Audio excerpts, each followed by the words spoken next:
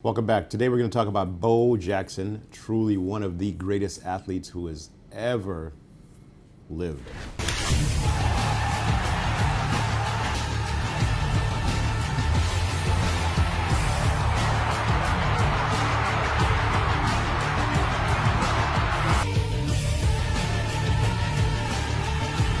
Some of you guys might not remember him because he's been retired since 1994, but in the 80s, late 80s, early 90s, this guy was the man.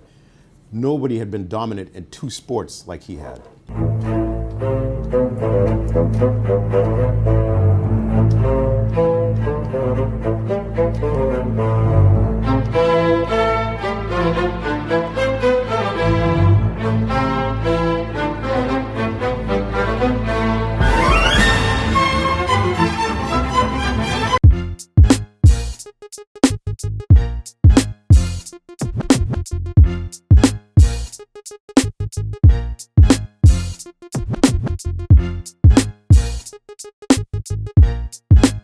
Bo Jackson was a freak of nature.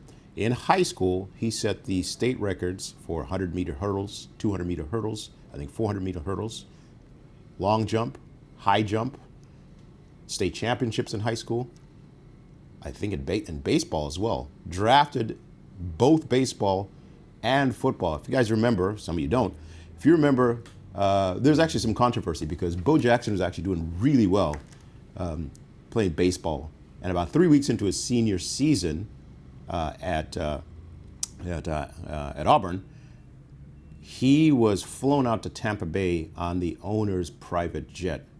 And according to Bo, which we have no reason to doubt his story, he asked if this was going to be okay with the NCAA, and he was told, he was assured that it was going to be fine.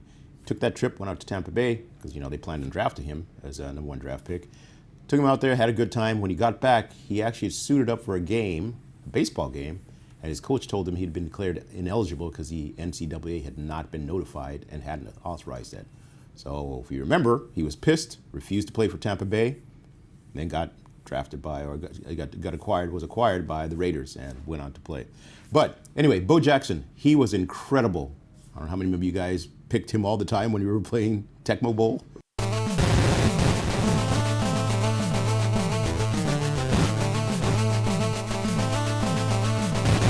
I certainly did, but he was that kind of guy. So if you don't understand how badass this guy was, do you remember Brian Bosworth, the linebacker for the Seahawks, the Boz? That guy was something else. Well, he said he was going to shut down Bo Jackson, and Bo ended up running past him for a 91-yard touchdown and then trucking him into the end zone on another play later that game. Boz is doing Dr. Pepper commercials now. But can you imagine what would have happened with his career had he not played football or had he not been injured in the way he was that ended up leading to the end of his career? So if you remember, Bo Jackson was playing in a football game and he was tackled. If you look at this, you can see how his hip is oriented during the tackle. So his hip is flexed and there's a load going right posterior. This is how most dislocations of the hip happen. Now, I don't think he really dislocated his hip completely. I think what happened is he subluxated. So what that means is partially dislocated. So this is a hip joint. This is a ball and socket joint. There's a socket, here's the ball. A dislocation posterior would be when the hip is flexed like this and that hip dislocates posteriorly. This often happens in car accidents when people have their knees flexed. They hit the dashboard, that force is transmitted posterior, the hip dislocates backwards. Okay. When that happens, you could also break part of that shell, that acetabulum, that socket. It's called a posterior wall fragment. You can break the femoral head itself. You can break the femoral neck. But it seems like the only thing I can find from searches is that he had dislocation and a posterior wall fracture, although there's also speculation that it was just a subluxation, which I think it was also. In any case, when you do that, you can damage the blood supply to that hip joint, right? Because if you look on this, those little red things there are kind of a depiction of what the vascular supply is. But essentially what happens, you have vascularity that kind of wraps around the femoral head. When you dislocate it, you could tear those vessels, right? There's even a vessel that comes in from the head this way, but that's not the major blood supply. So He likely tore the vessels or decreased the blood supply when he did that. Remember, he continued to play afterwards for a little bit, but he ended up getting something called avascular necrosis. What that means is that blood supply to the head was disrupted, and that bone just died, and he ended up having to have a partial hip replacement. Now, there was some talk about why this happened to Bo. Most likely it's the injury. But there was some talk about whether, well, the thing that orthopedic surgeons think about is that the only other times we see avascular necrosis, especially when it happens this rapidly, is in people who are heavy drinkers, and Bo wasn't known to be a drinker, or people who are using steroids, and Bo was not known to be using steroids at all. In fact, he sued a number of news outlets for reporting that he did or suggesting that he did. So I am definitely not suggesting that Bo Jackson took steroids. I don't think he did.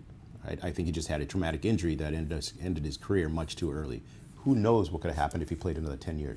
Okay, so the reason that steroids can cause avascular necrosis is increased lipid levels in your blood. In other words, fat in your blood.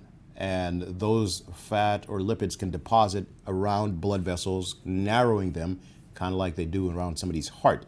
When you narrow those blood vessels, there's less blood supply to the femoral head. That femoral head ends up dying because it has avascular necrosis. Similar things happens in people who are heavy drinkers. So heavy drinking increases the amount of fat circulating in your blood vessels. Those fatty deposits can lodge themselves in these small blood vessels that supply the femoral head. That can cause avascular necrosis. So those are two situations besides trauma that we see avascular necrosis occur. That's why there was some speculation that maybe this was a thing that happened to Bo Jackson. I don't think that's what happened. It was the trauma. Here's that ball and socket joint. We're already gone through how it articulates, multiple degrees of motion. But when you dislocate that or subluxate it, you tear off the blood vessels, and you cause avascular necrosis of the femoral head. What that means is that that round ball starts to get crushed as it dies. Very painful, and he can't play, right? So he ended up having a total hip replacement at a pretty young age, which is the only thing you can do for avascular necrosis if you want to walk again. And this is what, that hip replacement would look like. So to replace that hip, they cut off the broken ball part of the joint, and they put down a titanium stem into the femur bone to kind of replace the neck part that it joins to the head. And they have to have that stem so that it be stable. And then they put in a femoral head, and you put in a socket to replace the socket that was there, because the ball and socket joint usually you have cartilage on both sides, which makes up the joint. There's joint fluid that produces lubrication for that joint to move smoothly, but in an artificial joint, you don't have any of that. Okay, so you have the acetabular shell, which is made out of a titanium alloy. There's a liner, which is made out of a type of plastic, a polymer. And then there's the femoral head, which is either made out of a titanium alloy, or in this case, it's ceramic. I'm not sure which one he got. Probably titanium. I don't think ceramics were in use as much in 1991. Anyway, that allowed him to walk and ambulate pain-free, maybe even do some athletic activities, but not to the extent he was going to be able to perform in the NFL at the level he was performing. So he retired in 1994 from baseball. He'd already given up football when he had this injury. Played baseball a couple more years, but eventually gave it up after the hip replacement. Quite sad, because he was an incredible athlete. He should be up there, or he is up there with people like Muhammad Ali. Well, Muhammad Ali never played two sports professionally.